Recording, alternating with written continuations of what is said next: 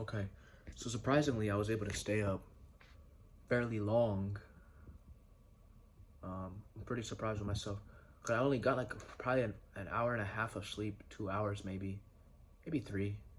But like of solid sleep, not that long. So I did wake up with that blistering like blink of an eye type of thing. But I still went to the gym. I was tired, but I still, I pushed through.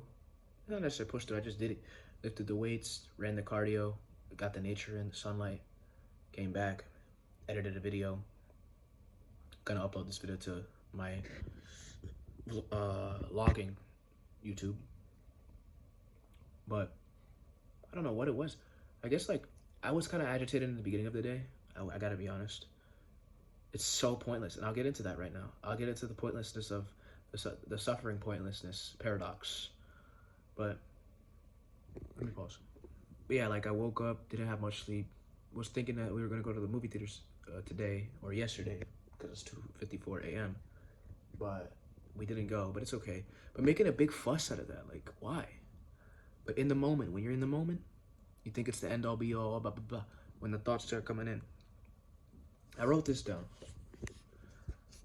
I'll read it real quick. So this is like a couple things that I wanted to do. I call this deep bliss protocol first, for Julius. Deep bliss protocol. That if I do this, this is like what I've known, what I've come to know, what works and what gets me to the best deep bliss that I could possibly get. Maybe there's other things out there, but this is what I have known that works well for me. So if I sleep 8 hours minimum, I think the sweet spot for me is 8 hours and 30 minutes. But if I sleep 8 hours minimum, I'm good. You know, if I get gym/cardio daily, okay. If I get some good stretching in, if I get some deep pranayama, if I get a 12-minute miracle mind app meditation, and one stillness meditation, in the afternoon after some light pranayama. So do some light pranayama before the stillness meditation. And then, yeah, I have to do stillness meditations because the Miracle of Mind app is sort of a mantra, and you only get a little bit of stillness at the end. But stillness meditations are great. So just being still and focusing right here, I used to enjoy those. So I'm gonna get some stillness meditations in. Just quietness of just everything quiet. 2 meals a day. 2 meals a day. Outside sunlight, nature, every day. Wake up around 9-11 a.m. So, right, wake up around 9-11 a.m. Means I'd have to go to bed at 1 p.m. to 2 p.m. I know it's 2:54 or 2:56, but I'm getting into the process of changing my sleep schedule, but you know what I'm saying? But, yeah, so that means I'd have to go to bed at like 1 p.m. and then I'd wake up around like 9-11 a.m. getting minimum 8 hours. So, yeah, sleep no later than 1 a.m. 1 a.m. Sleep no later than 1 a.m. Cold shower / cold showers, cold baths / like into like starting with hot water, like hot and cold therapy type of thing.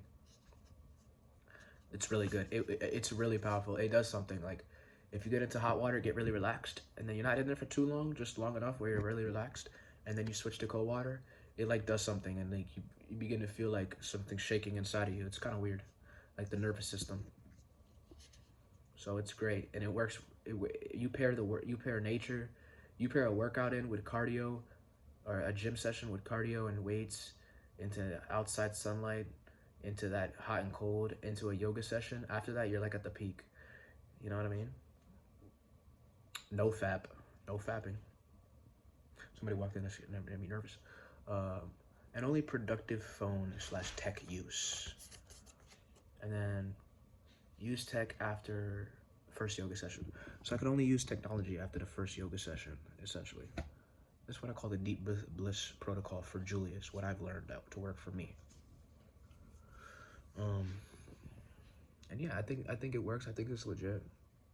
And the idea of like the true, like, yes, I have quote unquote goals, but the goals don't consume me. Like, whether they happen or not, it doesn't consume me, There is the fear of, right? Like, there's a fear of the ego saying, okay, what if I don't succeed? What if I don't succeed?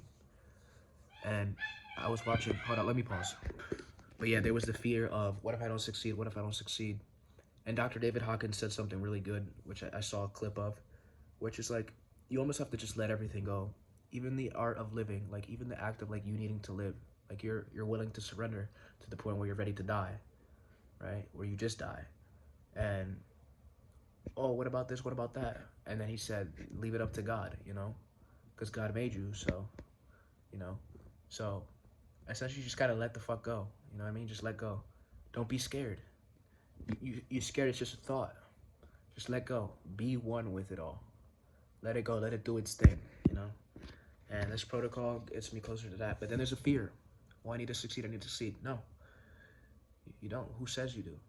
Right? Who says you do? Who says you're imperfect? All that stuff. It's you. So, yeah, that's it for me. Anyways, yeah, that's what I want to do.